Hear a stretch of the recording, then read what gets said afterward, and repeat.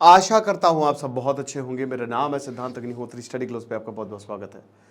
दोस्तों, ये स्टडी हुई है और स्टडी में ये पता चला है कि जो रोटेशन है अर्थ का वो धीमा हो गया। वैसे एनसीईआरटी ज्योग्राफी मैंने बहुत अच्छे से पढ़ाई हुई है और एनसीईआरटी ज्योग्राफी की बात करें तो शुरुआत ही इसी से ही होती है, अर्थ और यूनिवर्स से ही होती है। 6th क्लास की जो ज्योग्राफी है, 7th क्लास में भी मतलब हर चैप्टर की शुरुआत अर्थ से ही होती है। तो वो मैंने बहुत ही डिटेल में वैसे भी कवर किया है।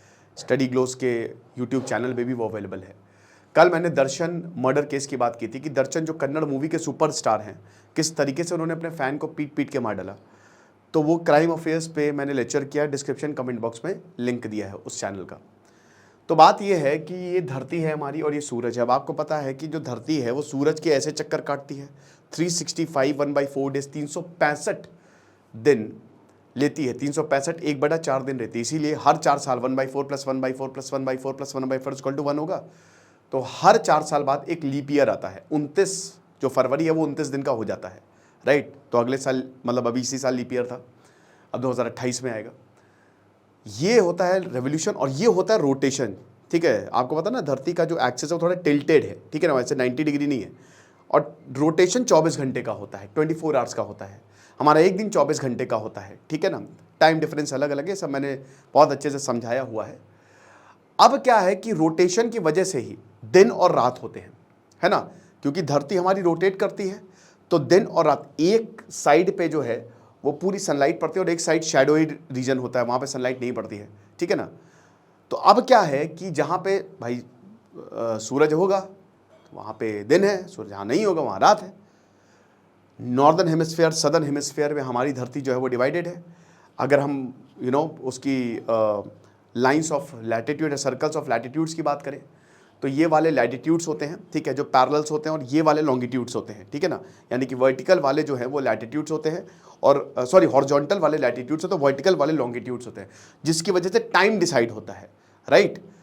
तो 0 degree, 23.5 degree north, 23.5 degree south, ये लैटिट्यूड्स लॉन्गिट्यूड जो होते हैं ना, tropic of Cancer, tropic of Capricorn, यही बेसिकली धरती की लोकेशन को डिसाइड करते हैं। बहुत इंपॉर्टेंट है, मतलब कहीं पे भी अगर आप जीपीएस ऐसे ही काम करता है, जहाँ पे आप हो ना वहीं से लैटिट्यूड्स लॉन्गिट्यूड्स को कैलकुलेट करके आपके एग्जैक्ट पोजीशन जो है वो निकाल ली जाती है।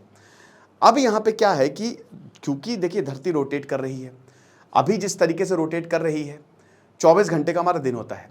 अब आप एक बात समझिए कि अगर धरती का रोटेशन धीमे हो जाए तो दिन और रात बदलेंगे।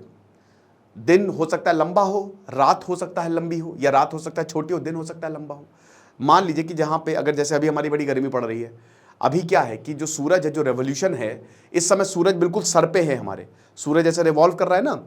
तो इसीलिए मई जून में भयानक, भारत वैसे भी इक्वेटर ट्रॉपिक्स में ही आता है, तो भयानक गर्मी पड़ रही है हमारे, और इसीलिए दिन अभी लंबे हैं और रातें छोटी हैं।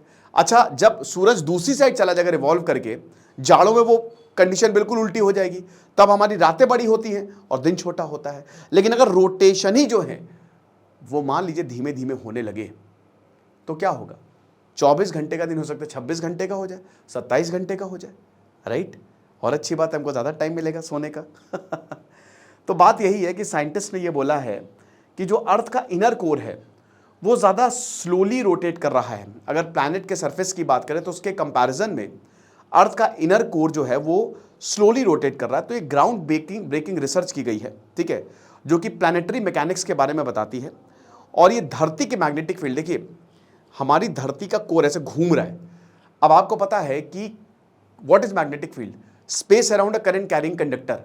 धरती भी एक कंडक्टर की तरह है, कोर घूम रहा है, करंट जनरेट होगा, और करंट के अगल बगल क्या होगा भाई, यही ऊपर जो है आपके एस्टेनोस्फीयर और मेसोस्फीयर में क्या होता है कि आपके कन्वेक्शन करंट जो है वो जनरेट होते हैं। इसी कन्वेक्शन करंट की वजह से आपकी टेक्टोनिक प्लेट्स जो है वो मूव करते हैं, जिसकी वजह से भूकंप आते हैं। तो भाई जो बहुत तेज घूमेगा वो करंट जनरेट करेगा। हाइड्रो इलेक्ट्रिसिटी में भी, मतलब ये तो हर जगह है ना भाई। आपका बिजली कैसे आ रही है, कोयले, आपको टरबाइन घुमाना है, घुमाने में करंट जनरेट होता है, तो वो पानी से घुमा दो चाहे भाप से घुमा दो, ऐसे यही सिंपल सा कंसेप्ट होता है, ठीक है ना। Mechanical energy is converted into kinetic energy and kinetic energy is further converted into whatever energy you want, you can convert it with the help of dynamo. तो अब यहां पे अगर कोई चीज बहुत तेज घूम रही है तो मैग्नेटिक फील्ड जनरेट होगी ही होगी। तो धरती के इर्द गिर्द मैग्नेटिक फील्ड है। अब इसी मैग्नेटिक फील्ड की वजह से क्या है कि आपकी जो हार्मफुल रेडिएशन है वो यहां नहीं आ पाती हैं। मार्स में अलग है, मार्स का कोर ठंडा है, तो वहां पे एक तरीके से मैग्नेटिक फील्ड वहां पे भी है, बट एटमॉस्फेयर नहीं है, ठीक है, जिसकी वजह से आसानी से जो हार्मफुल रेज है वो मास पे आके खत्म कर देती है। तो इसीलिए वहां पे लाइफ पॉसिबल नहीं है। हमारी लाइफ इसी वजह से ही पॉसिबल है क्योंकि मैग्नेटिक फील्ड जो है वो हमको बचा के रखी हुई है। तो इसी अर्थ को, आई होप ये चीज आप समझ गए होंगे। तो इनर कोर की वजह से अर्थ की मैग्नेटिक फील्ड है, ठीक है, और ड्यूरेशन ऑफ डेज जो है वो हमको देखने को मिलता है। साइंस अलर्ट ने इसको रिपोर्ट किया है। अब ये जो स्टडी है ये नेचर में पब्लिश हुई है। नेचर जो बहुत ही बड़ा जर्नल है, हर किसी का सपना होता है जो भी पीएचडी करे कि एक बार नेचर में हमारा पेपर छप गया तो मजा ही आ गई। और उसने बोला है कि जो इनर कोर है, देखिए आप अभी तो आप समझ नहीं इनर कोर है क्या। देखिए ये हमारी धरती है, वैसे तो हम इसको फिजिकली और मैकेनिकली स्ट्रक्चर में डिवाइड करते हैं, बट ये है हमारा क्रस्ट, ठीक है, सबसे ऊपर वाला जो है हमारा क्रस्ट, ठीक है ना। उसके बाद आता है आपका मैंटल, फिर आता है आपका कोर। अब कोर में एक होता है इनर कोर, ठीक है, निकल और आयरन से बना है। आयरन की मात्रा ज्यादा है, सॉलिड होता है, 6000 डिग्री सेल्सियस तक टेम्परेचर होता है। जितना सूरज का होता है ना टेम्परेचर, उतने इनर कोर का होता है। और ये है हमारा आउटर कोर, ये लिक्विड फॉर्म में होता है यह है, और इसके ऊपर कन्वेक्शन करंट जो है वो जनरेट होते हैं, ठीक है ना। बहुत सारी थ्योरीज हैं जिससे ये हमको मालूम चला है। ज़्यादा आपको देखिए, वैसे भी आपको कोर और इन सब के बारे में ज़्यादा पता नहीं है, बहुत लिमिटेड नॉलेज है हमारे पास, क्योंकि आप अंदर जाके रिसर्च थोड़ी ना कर सकते हो, मर जाओगे। तो जो अंदर से चीज़ें हो रही हैं, भूकंप आ रहे हैं, उसी से हम नापते हैं कि आखिरकार क्या रोटेशन है, कोर का क्या बदलाव हुआ है, नहीं हुआ है। तो ये इस तरीके से जो है वो काम करता है। तो आपका जो इनर कोर है, मतलब यही बताया है कि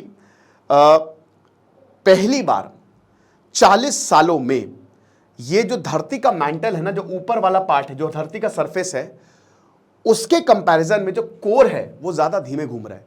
इसका मतलब ये है कि जो धरती का रोटेशन है वो थोड़ा सा कम है। अब आपको पता है कि जो ये कोर है वो 48,000 किलोमीटर अगर आप नीचे जाओगे ना तब वो लोकेटेड है, आपको मिलेगा, ठीक है ना।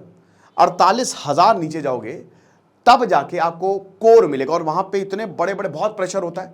मतलब समझ लीजिए कि इतने बड़े बड़े हीरे मिलेंगे ना, प्रेशर की वजह से जो है वो कार्बन कन्वर्ट होता है हीरो में, गजब, मतलब बहुत बड़े बड़े, जितना बड़ा ट्विन टावर इतने बड़े बड़े को हीरे मिल जाए, है ना। बट वही है ना कि वहां जा नहीं सकते कोई। तो जॉन विडाल जो है और उनके कुलीग्स, जिन्होंने 121 भूकंप को एनालाइज किया, रिपीटिंग अर्थक्वेक्स को एनालाइज किया। अब 121 मतलब 1991 से लेकर 2023, आप समझ सकते हो कि लगभग 32 साल तक ये अर्थक्वेक्स को एनालाइज करते रहे। कहां पे? साउथ सैंडविच आइलैंड, जो कि साउथ अटलांटिक में आते हैं। अब आइलैंड्स में देखिए क्या है कि वो बहुत बड़ी क्रीक्स है, ठीक है, और नीचे तक जाती हैं। तो वहां पे इन्होंने अपना जो मीटर है वो लगाया। साथ ही साथ जो सोवियत न्यूक्लियर टेस्ट कंडक्ट किया गया था 1971 से लेकर 1974 तक, उसका भी डेटा जो है एनालाइज किया। फ्रांस और अमेरिका ने जो न्यूक्लियर टेस्ट किया था उसका डेटा एनालाइज किया। अब इसके बाद मिस्टर विडाल बताते हैं कि जब हमने पहली बार सीज्मोग्राफ, अर्थक्वेक को आप सीज्मोग्राफ से देखो, हमने क्या बताया, ऊपर टेक्टोनिक प्लेट्स है, ठीक है ना। आपका जो क्रस्ट है उसमें एक अर्थ की क्रस्ट है, एक ओशन की क्रस्ट है, ठीक है ना। अब उसके अंदर एस्थेनोस्फीयर है, उसके नीचे अगर फिजिकल डायमेंशंस की हम बात करते हैं, और यही जो एस्थेनोस्फीयर है ये आपका क्या है, ये डिवाइडेड है ऊपर, मतलब ये डिवाइडेड है आपके प्लेट्स में, टेक्टोनिक प्लेट्स में, और यही जो हैं वो एक दूसरे से टकराते हैं और दूर जाते हैं। जब एक दूसरे से टकराएंगे तो पहाड़ बन जाएगा, दूर जाएंगे तो वॉल का गड्ढा हो जाएगा, वॉल्केनो हो जाएगा, ठीक है ना। हीस थ्योरी, एनसीईआरटी बहुत इंपॉर्टेंट है, एनसीईआरटी ज्योग्राफी पढ़ लो, काम हो जाएगा तुम्हारा, ठीक है।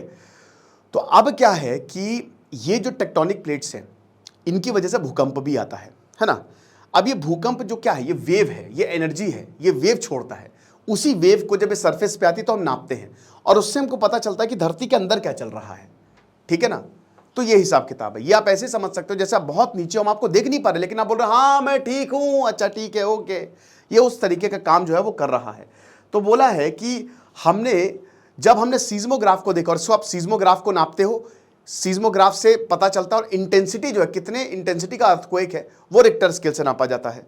तो बोला कि जब हमने ये चेंज देखा तो हम तो एकदम हैरान हो गए, और हमने ये देखा, जो हमने इतनी सारी ऑब्जर्वेशंस की, कि सेम पैटर्न जो है, क्योंकि बहुत सारे पैटर्न को हो सकता है रीडिंग कभी कभी गलत आ जाए, हो सकता है कभी कुछ हो जाए, लेकिन अगर सेम पैटर्न आ रहा है इतने समय तक तो यानी कि कुछ गड़बड़ है। तो हमको पता चला कि जो इनर कोर है वो स्लो डाउन हो गया है। और बाकी साइंटिस्ट भी इन्होंने यही बोला है कि भाई, और भी सिमिलर और डिफरेंट मॉडल जो है लेटेस्ट स्टडी से यही बताते हैं कि हाँ, ये स्टडी जो है वो बिल्कुल एक्यूरेट है। साथ ही साथ यही बोला कि देखिए इसमें क्यों हुआ है, क्योंकि जो आउटर कोर है ना वो लिक्विड फॉर्म में है, राइट।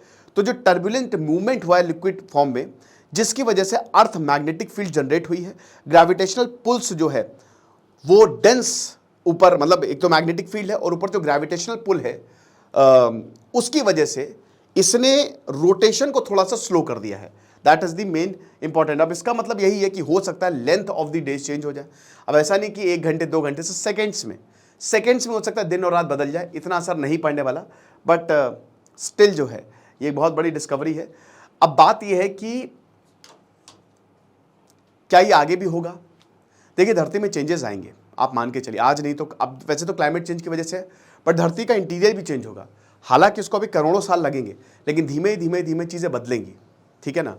और तब तक तो खैर हम सब मर ही चुके होंगे, और बहुत अच्छी किस्मत रही तो क्या पता मोक्ष ही मिल जाए। खुश रहिए, पढ़ते रहिए। दिस इज सिद्धांत Agnihotri signing off. Crime affairs को जरूर सब्सक्राइब करें। Thank you so much.